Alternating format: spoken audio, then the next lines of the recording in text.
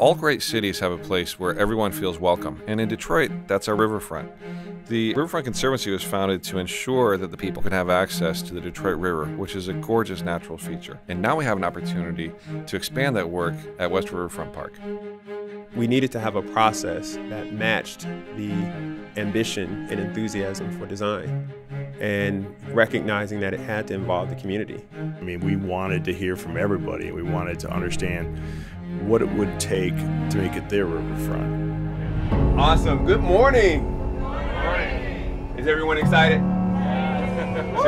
Good, good. I'm excited. We handpicked 21 community advisors who are really special people to help us think through this process and help us organize our next steps.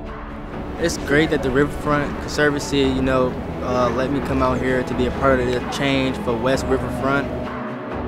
We took 3 benchmarking trips to Philadelphia, Chicago, and New York City to see the best parks that the United States has produced over the past 5 years. We wanted the community advisory team to help us understand what Detroiters would love to see here. And by visiting other parks, they were able to learn what other cities had done with their waterfronts and bring that learning back here to Detroit. We need to have the best park in the world because many kids my age, when we grow up, we're talking about leaving Detroit, but why leave Detroit when we can make it better?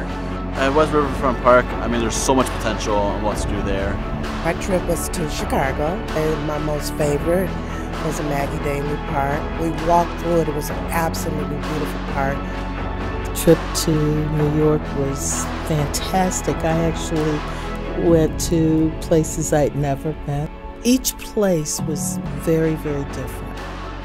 While we are looking at these wonderful parks here in Philadelphia, Chicago, New York, that whatever we bring back, we adapt it to Detroit specifically. I think we also have to be more committed to actually making spaces that are usable for people and not just say there's something there for them, they're just not using it. All right, cool. We've had a chance to see 3 public spaces in the city, and I think it'd be a good time to kind of have some conversation about what we've seen today. So I'm coming through with 2 topics for conversation to sort of focus some of our thoughts and aspirations for the West Riverfront Park. After we completed the benchmarking trips, we took all that feedback from community advisors and provided that to the design teams. So the models that you see presented by the design teams represent hundreds of voices from around the city of Detroit. I speak from my heart. I'm probably going to cry because it'll mean that much to me. I just feel like it's going to be so grand because everybody that I've met on this advisory team just want the best for it.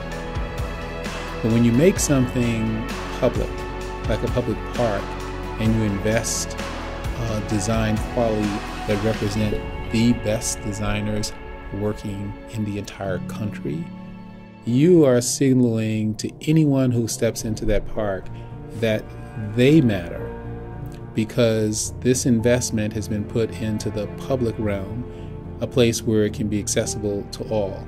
I think about this quote that our guide at Governor's Island said to us, and it really stuck with me. That is to think about 100 years ahead. I think that's what we have to do. We have to think about way down the line, children and generations coming behind us. What's really amazing about this project is just the legacy of the people that came together to get it done, the legacy of our shared vision, a legacy of bringing people together. Because we want this to be truly a space for all citizens of the city of Detroit.